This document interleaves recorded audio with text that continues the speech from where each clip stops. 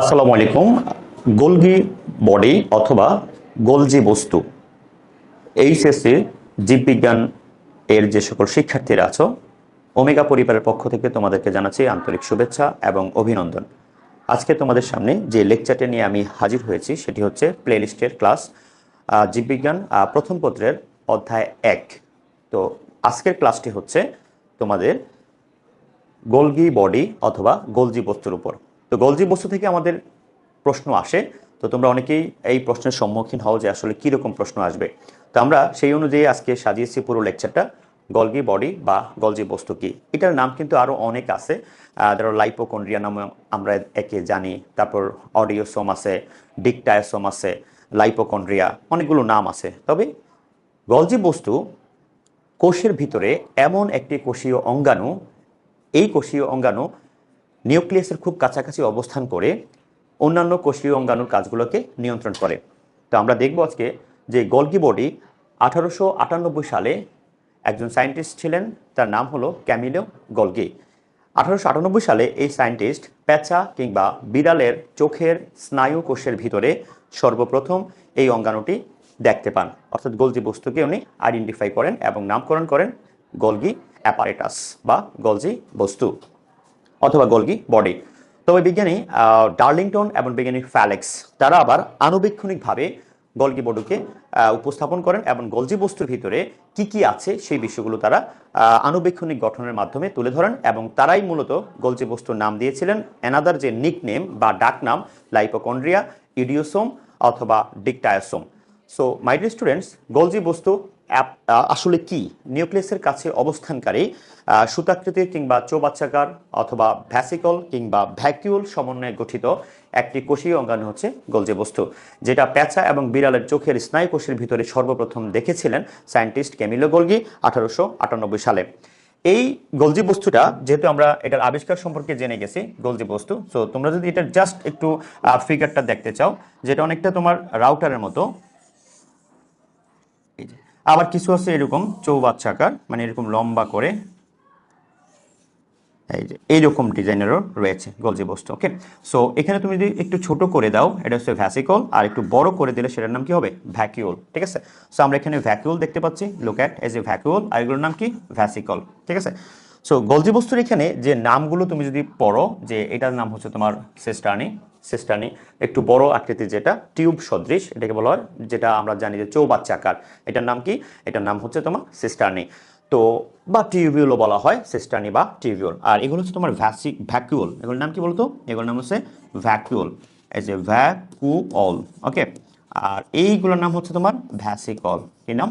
Vesicle. ঠিক আছে, vesicle. তো একটা হচ্ছে তোমার ভ্যাকুয়াল, আর এটা কি? ভ্যাসিকল। আর এটাকে বলা হয় কি ভাই? এটা হলো সিস্টার্নি।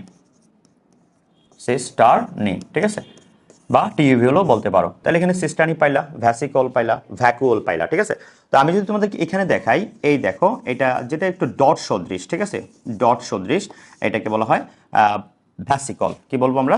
ভ্যাসিকল। ঠিক আছে, ভ্যাসিকল বলা হয়। আর যদি তুমি এরকম ভাবে একটু বড় করে দেখাও, দ্যাট ইজ একটা বেলুনের মতো বা একটা বলের মতো ফাঁকা, এটাকে বলা হয় ভ্যাকুয়াল, এজ এ ভ্যাকুঅল। ঠিক আছে, ভ্যাকুঅল।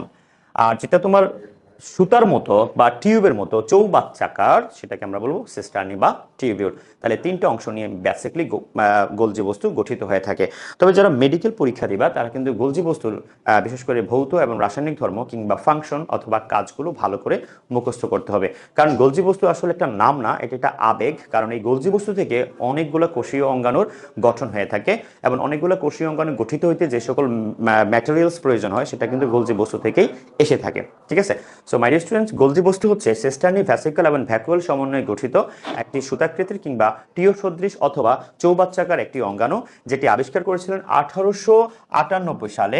1898 সালে scientist Camilo Golgi. Camilo Golgi. এখন ক্যামিলো উনি আসলে কে ছিলেন? উনি একজন স্নায়ুবিদ ছিলেন, মানে উনি স্নায়ুবিদ ছিলেন, একজন ডাক্তার ছিলেন। উনি মূলত পেঁচা এবং বিড়ালের চোখের স্নায়ু কোষের ভিতরে উনি এই অঙ্গাণুটি দেখতে পান। মাই ডিয়ার স্টুডেন্টস, এই হচ্ছে আমাদের গোলজি বস্তু কি বা গোলজি বস্তু সম্পর্কে আদ্যপান্ত। এখন তোমরা যদি একটু পরবর্তীতে দেখো বা পরবর্তী স্লাইডটা একটু ফলো করো, সেটি হচ্ছে যে গোলজি বস্তুর গঠন, যেটা আমি তোমাদেরকে একটু আগেও দেখিয়েছি যে গোলজি বস্তুর গঠনটা আসলে কিভাবে হয়। তো গোলজি বস্তুর গঠনে আমরা যদি আবার একটু দেখাই তোমাকে, এখানে এই দেখো, এই ঠিক আছে। তো গোলজি বস্তুর গঠন আমরা বলছিলাম কয়টা অংশ থাকে গোলজি বস্তুর। এখানে তোমরা দেখেছো যে সিস্টার্নি থাকবে, সিস্টার্নি, আবার এখানে থাকবে কি ভ্যাসিকল, আবার এখানে থাকবে কি ভ্যাকিউল, ঠিক আছে। তো সিস্টার্নিটা কি কিরকম থাকবে, চৌবাচ্চাকার। এখন আমরা যদি আরেকটা কথা বলি যে প্রত্যেকটা কোষীয় অঙ্গাণু আসলে কি দ্বারা গঠিত হয় বা সেলুলার অর্গানেলি গুলো গঠিত হয় মূলত, যদি আমরা এটার গঠন নিয়ে একটু কথা বলি, সেটা হচ্ছে ভাইয়া প্রোটিন। কি থাকবে, প্রোটিন। অর্থাৎ জীবকোষ বলো কিংবা উদ্ভিদ কোষ বলো, প্রতিটা মানে সেলুলার অর্গানেলি কিংবা কোষীয় অঙ্গাণু গঠনের ক্ষেত্রে কেমিক্যাল সাবস্টেন্স থাকবে প্রোটিন এবং লিপিড। এখন প্রোটিনটা ডিরেক্টলি নাও থাকতে পারে, লিপিডটা ডিরেক্ট নাও থাকতে পারে, এটা অন্য কোনো নামে থাকতে পারে, যেমন গ্লাইকোপ্রোটিন, গ্লাইকোলিপিড, এইরকম ভাবেও থাকতে পারে, ঠিক আছে, বা ফ্যাটি অ্যাসিড বা গ্লিসারল অথবা কোলেস্টেরল। এছাড়া বিভিন্ন আয়নও থাকতে পারে, ক্যাটায়ন কিংবা অ্যানায়ন। এই ছাড়া গোলজি বস্তুর আরো অনেক ফাংশন আছে, যে এনজাইম প্রডিউস করা, বিশেষ করে আমাদের সবাত এবং অবাত শ্বসন কন্ট্রোল করা যখন করা হয় বা ক্রেবস সাইকেল, সেখানে অনেক এনজাইম দিয়ে থাকে কে, গোলজি বডি। ওকে, এছাড়া যদি আমরা দেখি যে এখানে আরেকটা কেমিক্যাল আছে, সেটা হচ্ছে নাম হচ্ছে কি লিপিড।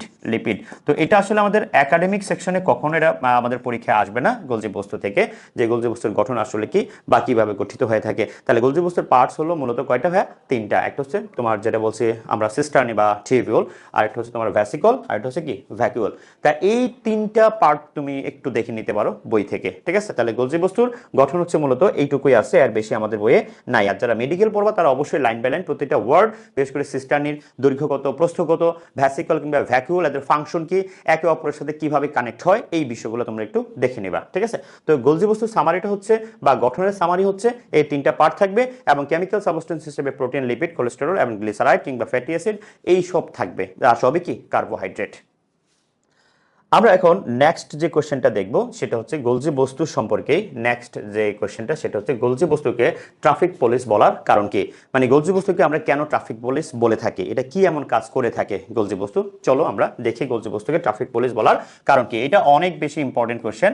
আমি আবারও বলছি যে গোলজি বস্তুর যে কোশ্চেনটা পরীক্ষায় আসে, সেটা হচ্ছে গোলজি বস্তুকে এই যে ট্রাফিক পুলিশ বলার কারণ কি, এটা তুমি শিওর শর্ট থাকো, এটা পরীক্ষায় আসে। তো আমরা এটাকে 3 স্টার দিয়ে রাখলাম। এই কোশ্চেনটা তুমি অবশ্যই বই থেকে মুখস্থ করবা। আমরা জাস্ট আজকে একটু ধারণা দিব যে গোলজি বস্তুকে ট্রাফিক পুলিশ বলার কারণ কি। তো আমরা আবারও যে গোলজি বস্তুর যেই সামান্য একটু ডিজাইন আছে, এটা একটু ড্র করব। এই যে, তো এভাবে দেখাবো, বা তুমি চাইলে লম্বা টিউব দেখাইতে পারো। এটা হচ্ছে ভ্যাকুয়াল, এটা কি ভ্যাসিকল। ওকে, সো এখন বিষয়টা হচ্ছে ভাইয়া, এই গোলজি বস্তুর খুব কাছে ক্লোজলি যদি আমরা এই পাশটাকে একটু মার্ক করি, এই যে এই পাশ, এখানে থাকবে কি বলতো, এখানে থাকবে নিউক্লিয়াস। আমি নিউক্লিয়াসটা এখানে ড্র করলাম না। আর এই পাশে যদি তুমি আনো, এই পাশে থাকবে কি বলতো, এই পাশে থাকবে হলো প্লাজমা লেমা। তো আমরা এখানে লিখবো প্লাজমা লেমা, ঠিক আছে। এই যে প্লাজমা লেমাটা থাকবে এখানে, প্লাজমা লেমা বা কোষ ঝিল্লি যেটাকে বলা হয়। আর এইটার নাম হচ্ছে ভাইয়া নিউক্লিয়াস। এটা কি, এটা হচ্ছে তোমার নিউক্লিয়াস। তাহলে এইখানে তুমি যখন দেখবা, দেখো নিউক্লিয়াস, তো এখন কি হচ্ছে, দেখো এই পার্টটা, এখানে অনেকগুলো পার্ট আছে কানেক্টেড, এই অংশটাকে আমরা নাম দিব, এই দেখো, এই যে আমি একটু জাস্ট ড্র করি, এই পাশটার নাম হচ্ছে ভাইয়া সিস ফেজ। এর নাম কি, সিস ফেজ। অর্থাৎ নিউক্লিয়াস থেকে প্রয়োজনীয় তথ্য উপাত্ত এরা শোষণ করে, গ্রহণ করে, সিস ফেজ। হ্যাঁ, এই সিস ফেজ এগুলোকে গ্রহণ করে, এই যে গ্রহণ করবে। তো গ্রহণ করার পরে এইখানে এই মাঝখানে আরেকটা ফেজ আছে, এটার নাম হচ্ছে ভাইয়া মিডিয়াল ফেজ বা মিড ফেজ। ওকে, মিডিয়াল ফেজ। তাহলে এটার নাম হচ্ছে কি ভাইয়া মিডিয়াল ফেজ বা মিডল ফেজ। ওকে, মিডল ফেজ। তো এটা হলো সিস ফেজ, আর এটা কি ট্রান্স ফেজ। তো এই এটার নাম কি বলছিলাম ভাইয়া, এই অংশটার নাম হচ্ছে ভাইয়া সিস ফেজ, সিস ফেজ। ওকে, তো দেখো আমাদের গোলজি বস্তুতে কিন্তু অনেকগুলো ফেজ আছে। একটা সিস ফেজ, যেটা নিউক্লিয়াস থেকে প্রয়োজনীয় তথ্য উপাত্ত শোষণ করে, সেটাকে কি করে আবার ক্যারি করে কোথায়, মিডল ফেজে। তো মিডল ফেজ আবার এখানে আরেকটা ফেজ থাকবে, এটার নাম হচ্ছে ভাইয়া ট্রান্স ফেজ। কি ফেজ, এটার নাম হচ্ছে তোমার ট্রান্স ফেজ। তো একটা হলো সিস ফেজ, আর একটা হলো ট্রান্স ফেজ। আর মিডল ফেজ তো বললাম, এটা হলো ট্রান্স ফেজ, যেটার নাম হলো ট্রান্সসিস্টার্নি। ট্রান্সসিস্টার্নি, আমরা ফেজ বললাম আর কি, দশা। এই দেখো, এটা কি বলা হয়, সিস্টার্নি।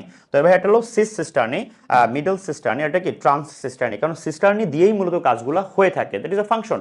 সো এখানে একটা ইন্টারেস্টিং ব্যাপার হচ্ছে এই নিউক্লিয়াস থেকে দেখো প্রয়োজনীয় যত তথ্য উপাত্ত আছে এই সিস্টার্নি কি করে এগুলো রিসিভ করে কোন অংশ দিয়ে, হ্যাঁ সিস ফেজ দিয়ে বা সিস সিস্টার্নি দিয়ে এটা রিসিভ করে এটাকে সেন্ড করে কোথায়, মিডল সিস্টার্নি মানে মিডল ফেজ থেকে এটাকে আবার তোমার ট্রান্সফার করে কোথায়, প্লাজমা লেমাতে। আর এই প্লাজমা লেমা যাবে কিভাবে, ট্রান্সফেজের মাধ্যমে। তাহলে এটা অনেকটা এই ফাংশনটা দেখো একবারে ট্রাফিক সিগন্যাল বা ট্রাফিক পুলিশের মতো। তো যেহেতু আমাদের গোলজি বস্তু নিউক্লিয়াস থেকে প্রয়োজনীয় তথ্য উপাত্ত এবং কোষের যে রাসায়নিক বিক্রিয়াগুলো সংগঠিত হয় সেগুলোর বার্তা বহনকারী হিসেবে আমার গোলজি বস্তু কাজ করে। এবং সেটা কিভাবে করে ফাংশনটা দেখো অনেকটা ট্রাফিক পুলিশের মতো, সাইড বাই সাইড, যে নিউক্লিয়াস থেকে তথ্য নিবা, নিয়ে সিস ফেজের মাধ্যমে নিবা, সিস সিস্টার্নি দিয়ে নেওয়ার পরে তুমি এটা মিডল সিস্টার্নিতে পাঠাবা, এরপরে সেন্ড করবে কোথায়, প্লাজমা লেমাতে, হ্যাঁ প্লাজমা মেমব্রেনে। তো এইভাবে এই যে কানেক্টরসটা এটাকে নাম দিছি আমরা কি, ট্রাফিক পুলিশ। তো এই জন্য গোলজি বস্তুকে কি কি কি বলা হয়, ট্রাফিক পুলিশ বলা হয়। এটা একটা হচ্ছে ট্রান্স গোলগি নেটওয়ার্ক, এটা আরেক নাম কি বলতো, ট্রান্স গোলগি নেটওয়ার্ক, যেটা আমাদের একটু পরে আবার আসবে। এই যে ট্রান্স গোলগি নেটওয়ার্ক, এটা খুব একটা ইন্টারেস্টিং সিস্টেম। এই যে ট্রান্স গোলগি নেটওয়ার্ক, ওকে, টিজিএন বলা হয়, টিজিএন অথবা ট্রাফিক পুলিশ বলা হয়। তাহলে মাই ডিয়ার স্টুডেন্টস, তোমরা আবুল হাসান স্যারের বই থেকে যদি চাও এই কোশ্চেনের অ্যান্সারটা ভালো করে পড়ে নিতে পারো যে গোলজি বস্তুকে ট্রাফিক পুলিশ বলার কারণ কি। তো আশা করি তোমরা বুঝে গেছো। এই কোশ্চেনটা একটু ভালো করে দেখবা, যদি আরো ইনফরমেশন তুমি পেতে চাও তাহলে আবুল হাসান স্যারের বইটা অবশ্যই ফলো করবা। সো মাই ডিয়ার স্টুডেন্টস, এই ছিল আমাদের গোলজি বস্তুকে ট্রাফিক পুলিশ বলার মেইন কারণ। ওকে, তো আমরা এখন নেক্সট যে স্লাইড আছে টিজিএন কি, যেটা আমি একটু আগেও তোমাদেরকে আলোচনা করে দিচ্ছি, টিজিএন কি বা টিজিএন বলতে কি বুঝি আমরা, ঠিক আছে। তো ভাইয়া টিজিএন হচ্ছে ট্রান্স গোলগি নেটওয়ার্ক, কি বলা হয় এটাকে, টিজিএন মানে হচ্ছে তোমার ট্রান্স গোলগি নেটওয়ার্ক বা ট্রান্স গোলগি নেটওয়ার্ক, ঠিক আছে। ট্রান্স, এই দেখো ট্রান্স গোলগি নেটওয়ার্ক, ঠিক আছে, নেটওয়ার্ক, ঠিক আছে। ওকে, ট্রান্স গোলগি নেটওয়ার্ক, অর্থাৎ এই ট্রান্স গোলগি হচ্ছে, তোমরা একটু আগে শিখেছিলে যে সিস ফেজ, কি শিখেছিলে বলো তো, সিস ফেজ, তারপর কি মিডিয়াল ফেজ, এই দেখো মিডিয়াল, এটা আমি একটা দিয়ে দিলাম, মিডিয়াল ফেজ বা মিডিয়াল সিস্টার্নি। এরপরে কোথায় গেল বলো তো, এরপরে চলে আসলো আমাদের ট্রান্স ফেজ। এই যে টোটাল যে মানে ইয়াটা ফ্লোটা তোমরা দেখতে পাচ্ছ, এটার নামে মূলত টিজিএন। অর্থাৎ আমার নিউক্লিয়াস কি করে বলতো ভাইয়া, আমার গোলজি বস্তু যেটা করে সেটা হচ্ছে, গোলজি বস্তু এই নিউক্লিয়াস থেকে প্রয়োজনীয় তথ্যপত্র রিসিভ করে কোথায় পাঠায়, সিস ফেজে, সিস ফেজ কোথায় পাঠায়, মিডিয়াল ফেজে, মিডিয়াল ফেজ কোথায় পাঠায়, ট্রান্স ফেজ বা ট্রান্স সিস্টার্নিকে। এই টোটাল যে ফ্লোটা দেখতে পাচ্ছ এটার নামে কি, টিজিএন। সো টিজিএন তোমার 1 নম্বরে পরীক্ষা আসতে পারে, এটা বোর্ড কোশ্চেনও আসে, এবং বিভিন্ন কলেজে তোমার যে মানে পরীক্ষাগুলো হয় কিংবা এয়ার ফাইনাল পরীক্ষা অথবা প্রি টেস্ট বা টেস্ট পরীক্ষায় সাধারণত এসেই থাকে। এবং আমাদের ওমেগা একাডেমিক অ্যাডমিশন কেয়ার যে মডেল টেস্ট হয় আমরা সেখানেও কিন্তু এই কোশ্চেনটি সেট করে থাকে, মোস্ট ইম্পর্টেন্ট কোশ্চেন মাই ডিয়ার স্টুডেন্টস। তাহলে টিজিএন কি আপাতত এটা শেষ। আমরা এখন নতুন আরেকটি স্লাইডে যেতে চাই, সেটি হচ্ছে তোমাদের একদম লাস্ট যে গোলজি বস্তুকে, দেখো এই গোলজি বস্তুকে কার্বোহাইড্রেট ফ্যাক্টরি বলার কারণ কি, দেখো ভাইয়া গোলজি বস্তুকে কার্বোহাইড্রেট ফ্যাক্টরি বলার কারণ কি, মোস্ট ইম্পর্টেন্ট প্রশ্ন এটা। গোলজি বস্তুকে কার্বোহাইড্রেট ফ্যাক্টরি বলার কারণ কি, এটা তোমার পরীক্ষায় আসবে, এটা একবারে 100% শিওর থাকো যে কোশ্চেনটা আমাদের পরীক্ষায় এসেই থাকে। গোলজি বস্তুকে কার্বোহাইড্রেট ফ্যাক্টরি বলার কারণ কি। তো আমরা গোলজি বস্তু সম্পর্কে জেনেছি, এখন কার্বোহাইড্রেট আসলে জিনিসটা কি। কার্বোহাইড্রেট মানে হচ্ছে হাইড্রেটস অফ কার্বন, দেখো এই যে হাইড্রেটস অফ কি, কার্বন, তার মানে হচ্ছে CH2O, তাই না। তো এটা হচ্ছে মেইনলি কার্বোহাইড্রেটের একটা সংকেত, CH2O। এখান থেকে তুমি পেয়ে যাবা কি বলতো, এখান থেকে তুমি যদি এনের মান, এটা কিন্তু N, ঠিক আছে, তুমি যদি এনের মান 6 ধরো তাহলে C6H12, এটা কি হবে, O6 হবে, তাই না, C6H12O6 হবে। আবার তুমি যদি এরকম অনেকগুলো গ্লুকোজ মিলে, এটা তুমি যদি চাও যে আমি স্টার্চ বানাতে চাই, সেলুলোজ বা গ্লাইকোজেন, অ্যামাইলোপ্যাকটিন, নাম শুনছো অবশ্যই। দেখো আমি যদি এখানে জাস্ট কয়েকটা লিখিয়ে দিচ্ছি তোমাকে, সেটা হচ্ছে ভাইয়া তুমি এখানে লিখতে পারো স্টার্চ, কি লিখবা, এই দেখো স্টার্চ লিখলা, ঠিক আছে, স্টার্চ। তারপর তুমি লিখলা সেলুলোজ, দেখো সেলুলোজ। তারপর তোমরা লেখলা কি, অ্যামাইলোজ বা গ্লাইকোজেন, ঠিক আছে, গ্লাইকোজেন অথবা অ্যামাইলোপ্যাকটিন, ঠিক আছে। দেখো এই যে অ্যামাইলোপ্যাকটিন, এই যে অ্যামাইলোপ্যাকটিন। তারপর কি আছে বলো তো, তারপর আছে তোমার glycogen, glycogen. Starch, cellulose, amylose, amylopectin, glycogen, এরকম আরো অনেক বড় বড় কার্বোহাইড্রেট আছে যেগুলোকে আমরা নাম দিচ্ছি কি পলিস্যাকারাইড। আর এই পলিস্যাকারাইডের মধ্যে অন্যতম হচ্ছে এরা। এখন প্রশ্ন হচ্ছে যে এত বড় বড় অ্যামাইলোপ্যাকটিন, অ্যামাইলোজ বা সেলুলোজ, স্টার্চ বা গ্লাইকোজেন, এদেরকে কানেক্টরস হিসেবে কাজ করার জন্য যে এনজাইমগুলোর প্রয়োজন হয় বা এদেরকে ভাঙার জন্য কিংবা নতুন করে তৈরি করার জন্য যে এনজাইমগুলোর প্রয়োজন হয়, সেই এনজাইমগুলা সাপ্লাই করে কে? গোলজি বস্তু। তাহলে ভাই এরা কারা? এরা হচ্ছে কার্বোহাইড্রেট, তাই না? তাহলে বড় বড় চেইন বা বিশাল বিশাল শাখান্বিত যে কার্বোহাইড্রেট গুলো আছে, সেই কার্বোহাইড্রেট গুলোকে প্রডিউস করার জন্য এবং চেইন যুক্ত যে কার্বোহাইড্রেট আছে সেগুলোকে প্রডিউস করার জন্য যে এনজাইম বা ক্যাটালিস্ট বা প্রভাবকের প্রয়োজন হয়, আর সেই প্রভাবকগুলো মূলত প্রমোট করে বা সাপ্লাই করে অথবা সরবরাহ করে থাকে কে বলতো? গলগি বস্তু বা গলগি অ্যাপারেটাস, ডিকটায়োসোম, ইডিওসোম অথবা লাইপোকন্ড্রিয়া, যার আরেক নাম কি? গলজি বস্তু। তাহলে মাই ডিয়ার স্টুডেন্টস, আমাদের দেহে কিংবা উদ্ভিদ দেহে যে বড় বড় ধরনের কার্বোহাইড্রেট আছে, চেইন যুক্ত বিশাল আকারের পলিমার, যেটাকে আমরা পলিস্যাকারাইড বলি, তাদের মধ্যে অন্যতম হচ্ছে এরা। এই কার্বোহাইড্রেট গুলোকে প্রডিউস করার জন্য প্রয়োজনীয় যে সকল এনজাইম বা প্রভাবক বা ক্যাটালিস্টের দরকার হয়, সেটা কে সরবরাহ করে? গলজি বস্তু। এই কারণে গলজি বস্তুকে কি বলা হয়? Carbohydrate factory. তাহলে মাই ডিয়ার স্টুডেন্টস, এই কোশ্চেনটা অনেক বেশি ইম্পর্টেন্ট, এবং তোমরা যদি আরেকটু মানে ডিটেলস পড়তে চাও, তাহলে আমি বলবো আবুল হাসান স্যারের বইটা তুমি ফলো করতে পারো, সেখানে আর সুন্দর করে লেখা আছে। বাট আমি এখানে ডিটেলস সবকিছুই বলে দিছি যে এদেরকে প্রডিউস করার জন্য মূলত এনজাইম সরবরাহ করে কে? মিস্টার গলজি বস্তু। এই কারণে গলজি বস্তুর আরেক নাম কি? Carbohydrate factory. মাই ডিয়ার স্টুডেন্টস, এইভাবে তুমি যদি ছোট ছোট আকারে আমাদের বায়োলজিক্যাল যে টপিকস গুলো আছে তুমি যদি জানতে চাও কিংবা শিখতে চাও, তাহলে অবশ্যই তোমাকে চোখ রাখতে হবে ওমেগার পর্দায়। আর বেশি বেশি করে লেকচার পেতে হলে আমাদের ফেসবুক যে পেজ আছে ফলো করবা, এবং আমাদের ইউটিউবে আছে ওমেগা স্কুল নামে ইউটিউব চ্যানেল, সেখানে তুমি জয়েন হয়ে আমাদের সাথে কোঅপারেশন করতে পারো। So my dear students, next ক্লাসে তোমাদের সাথে দেখা হচ্ছে আমাদের প্লে লিস্টের ক্লাসে, আর সেটি হবে হয়তোবা নিউক্লিয়াস নিয়ে। সেই পর্যন্ত ভালো থাকেন, ভালো রাখেন, ওমেগার পাশেই থাকবেন। আসসালামু আলাইকুম।